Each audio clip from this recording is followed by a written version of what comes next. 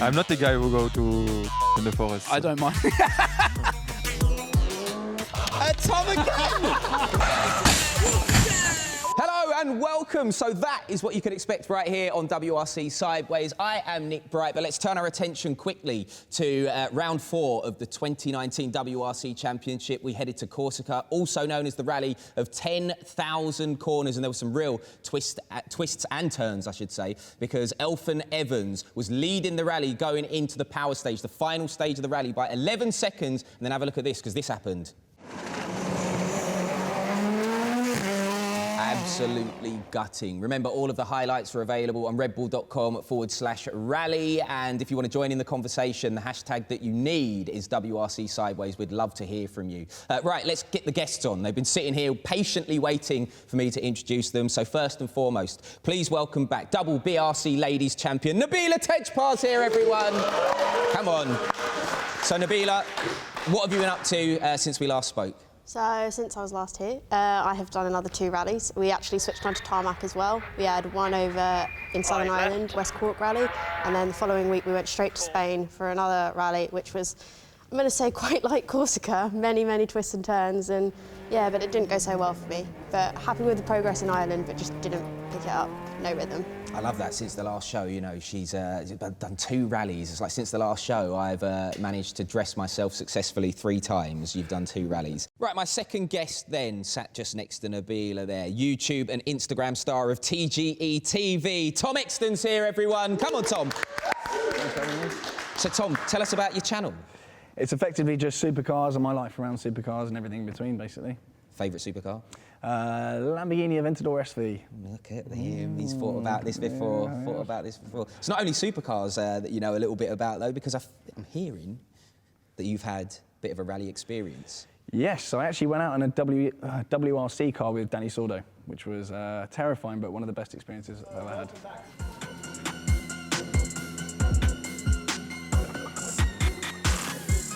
What was going through your head at these moments? I had every intention of saying clever stuff and giving commentary the whole way throughout, but instead I just sat there grinning. How did it compare to a supercar?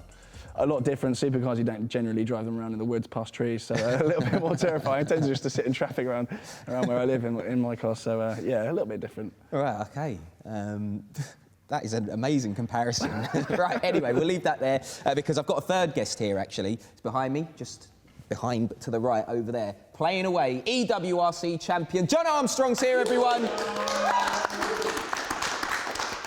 I'm hearing, Jon, as well, you're preparing to defend that title, right? Is that? Yeah, I am practicing at the moment in Corsica. I'm working my way through the 10,000 corners as quickly as I can. It looks like you're really wrestling with it, and you know you're just doing this, you know, virtually. The guys have to do this in real life. I mean, how hard is Corsica as a rally?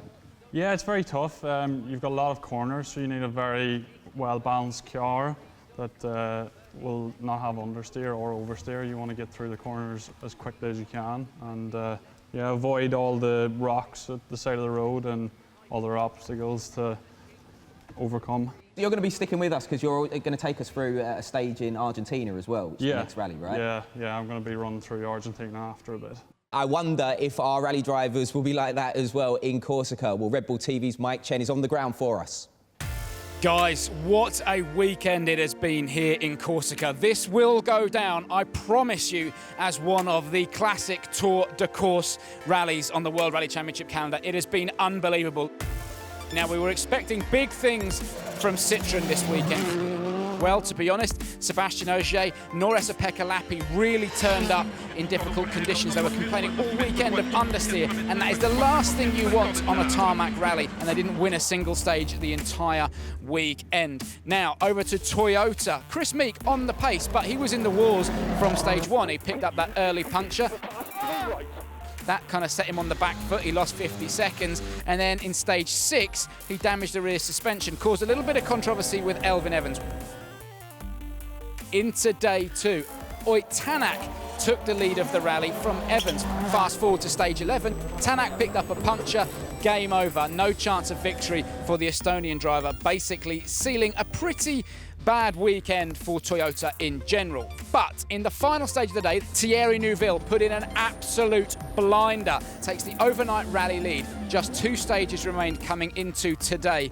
Going into 13, Elfyn Evans was flying out of the block to lead coming into the final stage by 11.5 seconds. Well, you could not write it. The Welshman picked up a puncture on the final stage of the rally, a front right puncture, and that was that. He dropped well over a minute and went from the lead of the rally down to 3rd. What should have been celebrations over at M Sport for Elfyn Evans and the whole team turned into commiserations. Thierry Neuville gifted the win here in Corsica.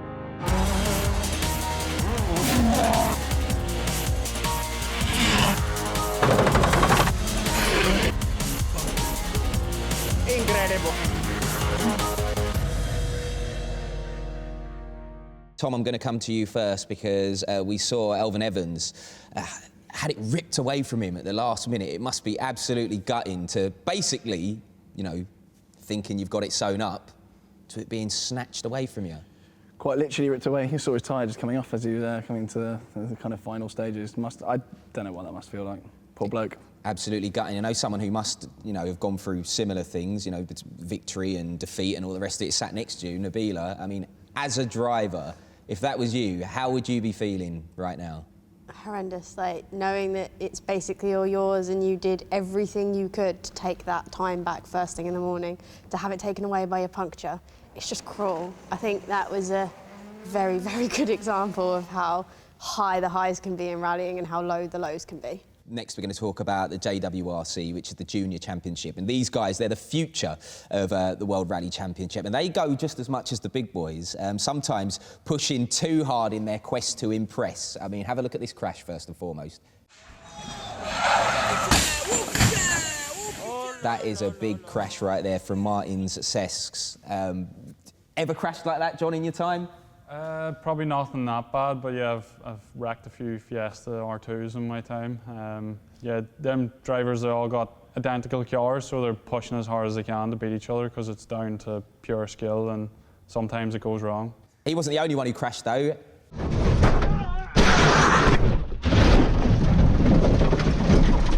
Ouch. You all right? I'm all right. You all right? Okay, yep. Hit the okay. Ever done anything like that in a supercar, Tom, mate? I was going to say not yet, but no, thankfully not. That was Sean Johnston's crash there.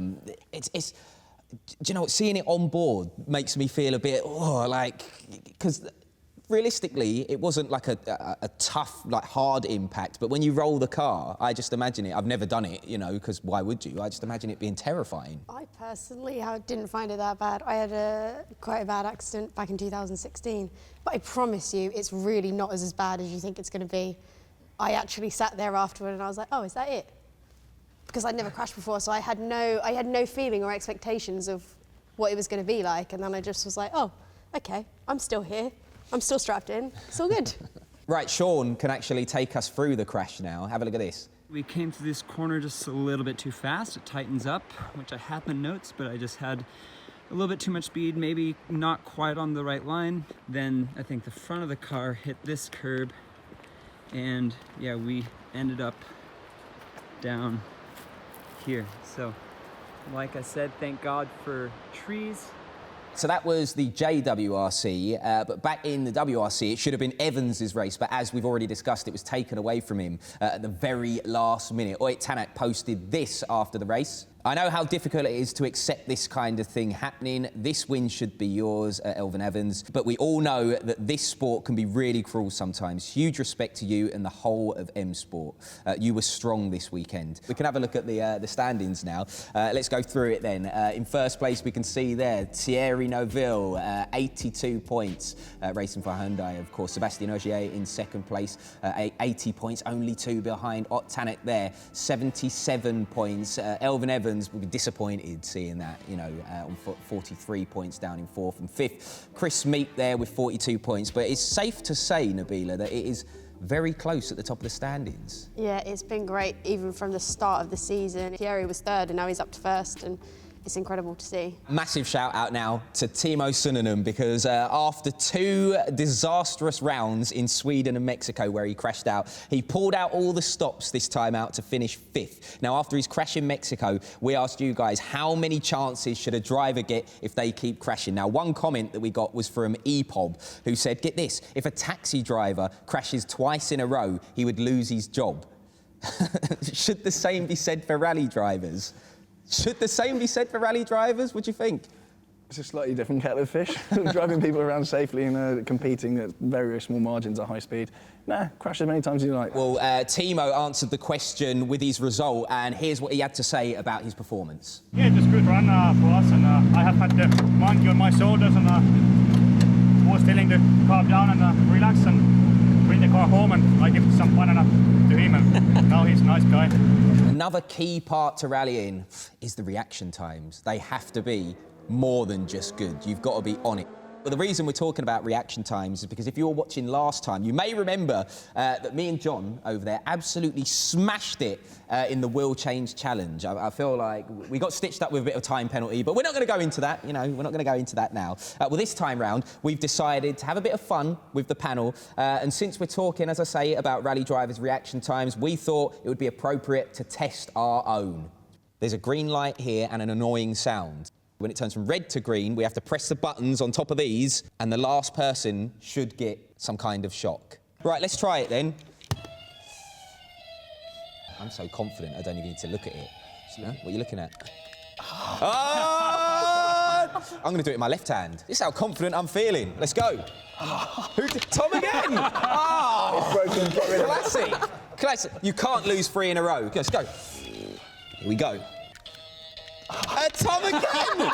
I'll take your one. Here we go. Right, let's do it. Oh! It must be the handle. You hold it. I'm intrigued to find out if it's that handle.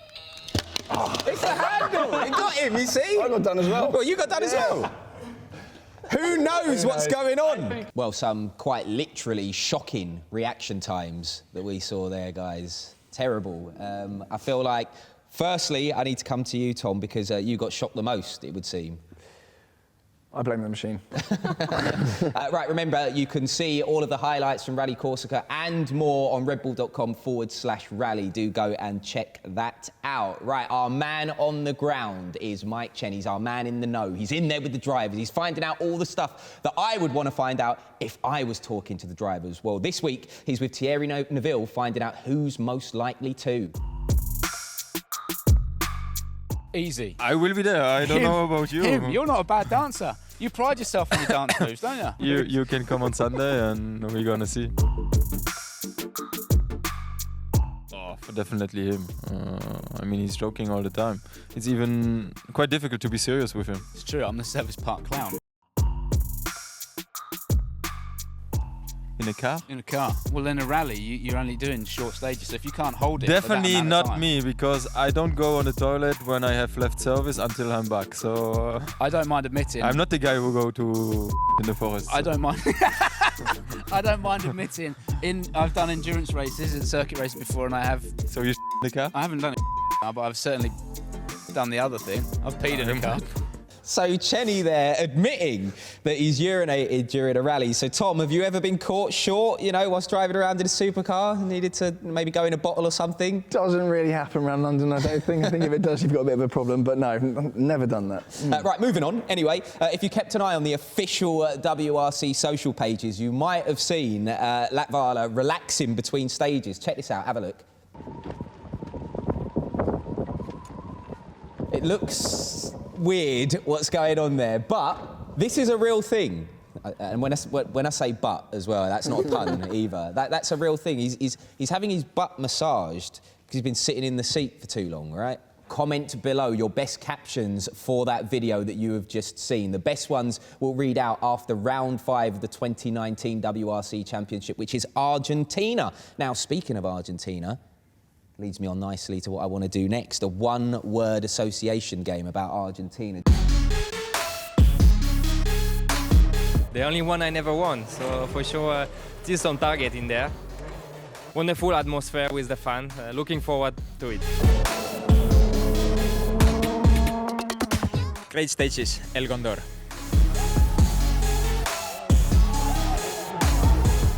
A special place for me where I took my first victory in the World Rally Championship. Always great crowds, great enthusiasm, and yeah, looking forward to get there. We're going to get the view now from our man in the know over there, Jon Armstrong. You're at it, right? What's going on? What's happening? So I'm making my way through El Condor, which is a famous stage in Argentina. Pretty tricky hairpin turns. It's very tight and technical, so you need to be very neat because there's rocks lining each side of the road. Well, the weather is a factor in Argentina. Not just the rain, but also the... Yeah, I can fog there as well. Fog, you say? Yeah. Guess what I've got? Ooh. Is this causing you problems? It looks like you're on fire at the moment. Yeah, it's starting to make it more difficult to see. Yeah, this now. is what the drivers will have to go through though, mate. That's Argentina. If you want to see the highlights for Rally Corsica, redbull.com/rally is where you need to go. Right, we're almost out of time. Thank goodness, because I can't see a thing. I just need to thank my guest, Nabila Tejpar. Thank you very much. To Tom Exton over here as well. Thank you very much, Tom. Jon Armstrong, who's driving through the fog over there. Do not forget, if you like what you're seeing, subscribe to the Red Bull Motorsport YouTube channel and tell us what you want to see more of as well. More fog, more smoke, that'd be good. The WRC machine is off to South America next. I mentioned it already. Rally Argentina is the next thing that we're going to see, the 25th to the 28th of April. And we'll be back with more WRC Sideways with all the gossip from round 5. We're going to leave you with some of the best of the action from Argentina last year. Enjoy!